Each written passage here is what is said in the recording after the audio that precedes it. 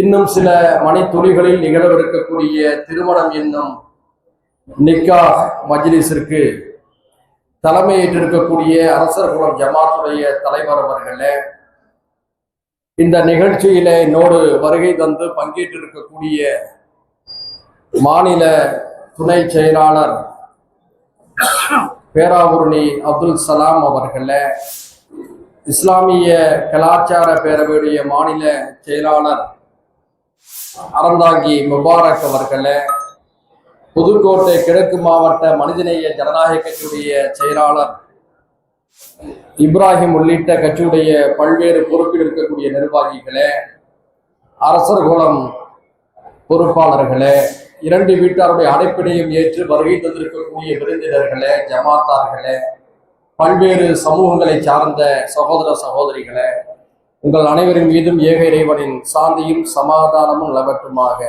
அஸ்ஸலாமு அலைக்கும் வரஹ்மத்துல்லாஹி வபரகாத்துஹு. அரசர் குலம் என்று சொன்னாலே அதனை குட்டி மலேசியா என்றுதான் என்னை போன்றவர்கள் பெருமிதத்தோடு சொல்வோம். ஏனென்று சொன்னால், ஒரு காலத்தில் சாமானியலாக இருந்த இந்த ஊர் மக்கள் எல்லாம் மலேசியாவுக்கு சென்ற பிறகு தங்களுடைய வாழ்க்கை தரத்தை மேம்படுத்திக் கொண்டிருக்கிறார்கள். வளைகுடா பல பேருக்கு வாழ்க்கையை தந்தாலும் அரசர் குலத்தை பொறுத்தவரை சிங்கப்பூரை விட மலேசியாவை சார்ந்த வணிகம் மற்றும் தொழில் நிமித்தமான பயணம் மேற்கொள்ளக்கூடியவர்களாக இருக்கக்கூடிய மக்கள் அதிகமாக இருந்து கொண்டிருக்கிறார்கள். சற்று முன்புதான் என்னுடைய நண்பர் ஜபருல்லா போன்றவர்களை சந்தித்த போது மலேசிய ஞாபகங்கள் அதிகமாக வந்தது.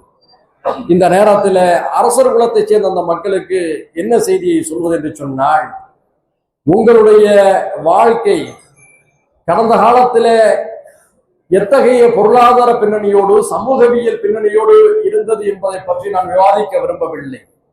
இனிவரும் காலங்களில் நமது அடுத்த தலைமுறையினரை எதை நோக்கி அடைத்து செல்ல போகிறோம் என்ற ஒரு மிக முக்கியமான கேள்வி எழுகிறது.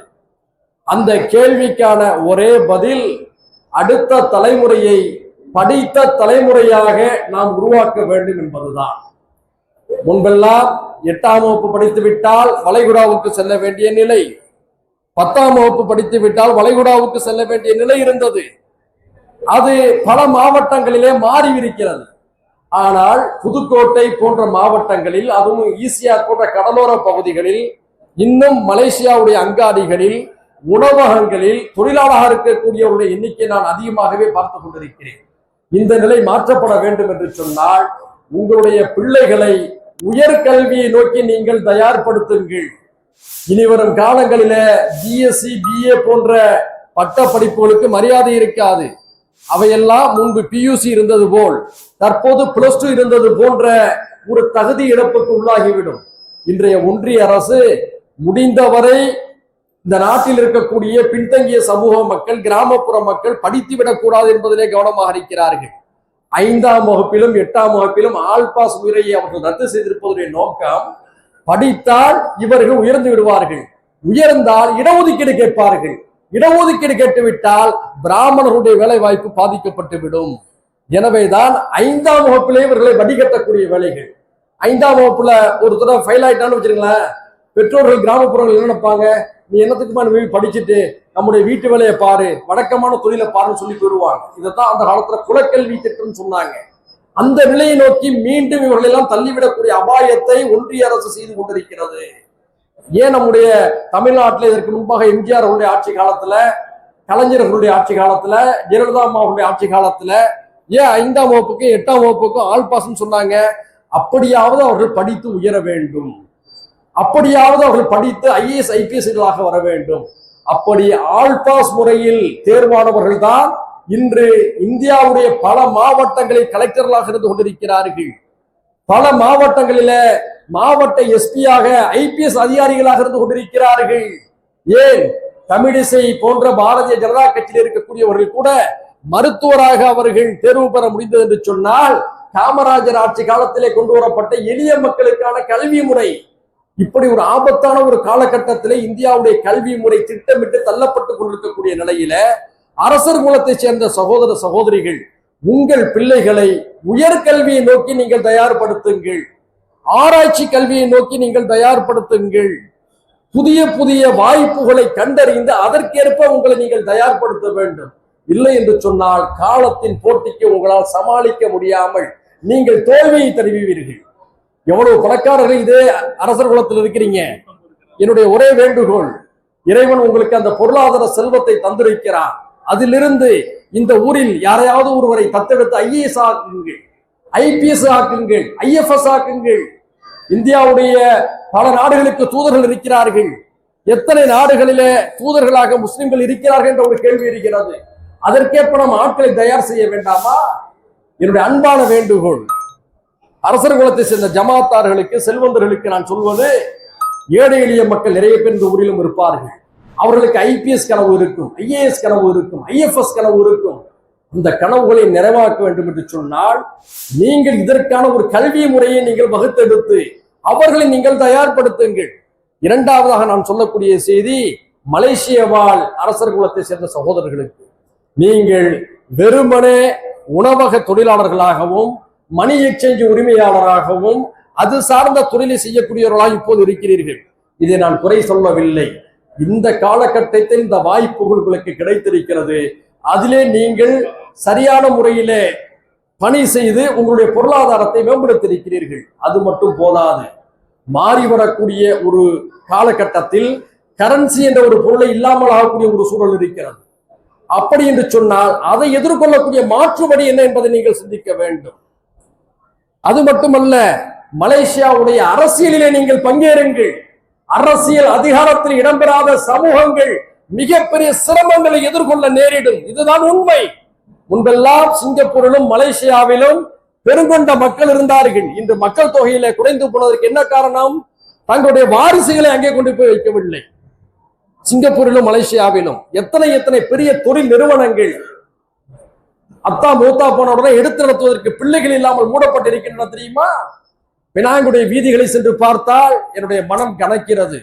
ஜார்ஜ் டவுன் என்று சொல்லக்கூடிய பகுதிகளில மிகப்பெரிய வணிக நிறுவனங்களுக்கு, நகைக்கடைகளுக்கு, பெரிய பெரிய அங்காடிகளுக்கு உரிமையாளர்களாக இருந்தவர்கள் இறந்த பிறகு அந்த கடையை எடுத்து நடத்துவதற்கு வாரிசுகள் இல்லாமல் அவையெல்லாம் நிலை குலைந்திருக்கின்றன, பூட்டப்பட்டிருக்கின்றன. பல வீதிகளிலே இருந்த இடம் தெரியாமல் முகவரிகள் மாற்றப்பட்டிருக்கிறது. என்ன காரணம்? நம்முடைய முன்னோர்கள் பர்மாவிலே ஏற்பட்ட ஒரு தோல்வியை பாடமாக எடுத்துக்கொண்டு குடும்பத்தை சிங்கப்பூரிலும் மலேசியாவுக்கும் முழுமையாக இடமாற்றாதன் விளைவு வாரிசுடைய எண்ணிக்கை குறைந்து விட்டது. இப்போதான் கல்யாணங்கள் மூலமாக எண்ணிக்கைகள் பெருகி கொண்டிருக்கிறது. அவர்களுக்கு நான் சொல்லக்கூடிய செய்தி, இந்த மணமக்களுக்கும் சேர்த்தே நான் சொல்லக்கூடிய செய்தி, உங்களுடைய பிள்ளைகளை சட்டத்தரணியாக்குங்கள்.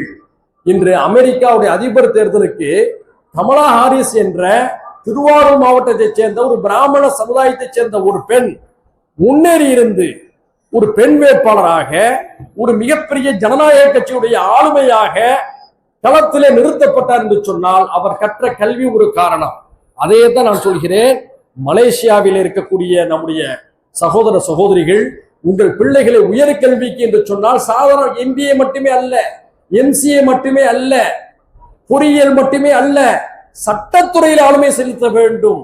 ஒரு மகாதீர் முகமதுவை பற்றி பேசுகிறோம், அவர் இந்தியாவுடைய வம்சாவளி என்று சொல்கிறோம், ஆனால் அவர் மறிக்கிறார் என்பது வேறு விஷயம். அது அந்த நாட்டுடைய அரசியல் சூழல். அன்வர் இப்ராஹிமை பற்றி பேசுகிறோம், அவருடைய சொந்த ஊர் கேரளாவுடைய கண்ணூர் என்று சொல்கிறார்கள். அவர்கள் எல்லாம் தங்களை இந்தியாவோடு அடையாளப்படுத்திக் கொள்ள தயங்குகிறார்கள். கமலா ஹாரிஸ் கூட அப்படித்தான். அமெரிக்க தேர்தலில் தோற்றதற்கு அதுவும் ஒரு காரணம். தன்னை இந்தியராக அடையாளப்படுத்திக் கொள்வதில் அவர் ஆர்வம் காட்டாதன் விளைவு வட இந்தியர்கள் அவருக்கு எதிராக வாக்களித்து விட்டார்கள். நான் சொல்வது, உங்களுடைய பிள்ளைகளை தலைமுறையை நீங்கள் அரசியலிலே ஆளுமை செலுத்த வேண்டும். ஒரு காலத்துல கோலாலம்பூரில் உங்களுக்கு எல்லாம் தெரியும், டான் ஸ்ரீ உபைதுல்லா அவர்கள் மாயிகாவின் சார்பில செனட்டராக இருந்தாரா இல்லையா? இன்று நீண்ட இடைவெளிக்கு பிறகு டத்தோ ஹனீஃபா அவர்கள் ராஜ்யசபா உறுப்பினராக இருக்கிறார். பினாங்கில உங்களுக்கு எல்லாம் தெரியும், பினாங்கு பயணீட்டாளர் சங்கம் என்ற பெயரில ஒரு சிறப்பான சங்கம் இப்போதும் இயங்குகிறது. அதனுடைய நிறுவனாக இத்ரீஸ் மலைக்கார் நினைக்கின்றேன் அவர் இருந்தார்.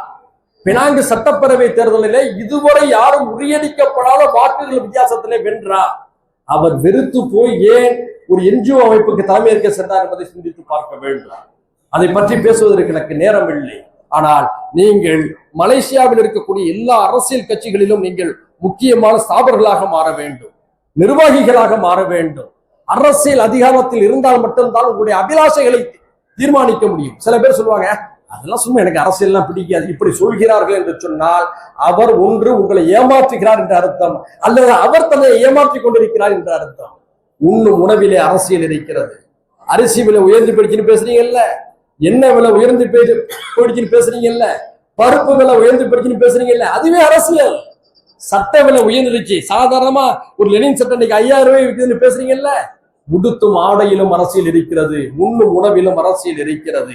அரசியல் இல்லாமல் எதுவும் இல்லை. நாம் நேர்மையாக இருக்க வேண்டும், சாக்கடை அரசியலில் ஈடுபடக்கூடாது. அதுதான் அளவுகோலை தவிர அரசியல் இருந்து ஒதுங்கிவிடக் கூடாது. எனவே இந்த அரசர் குலத்தை சேர்ந்த சகோதரர்கள், மலேசியாவுடைய அரசியல் கட்சியிலே நீங்கள் அங்கம் வகியுங்கள்.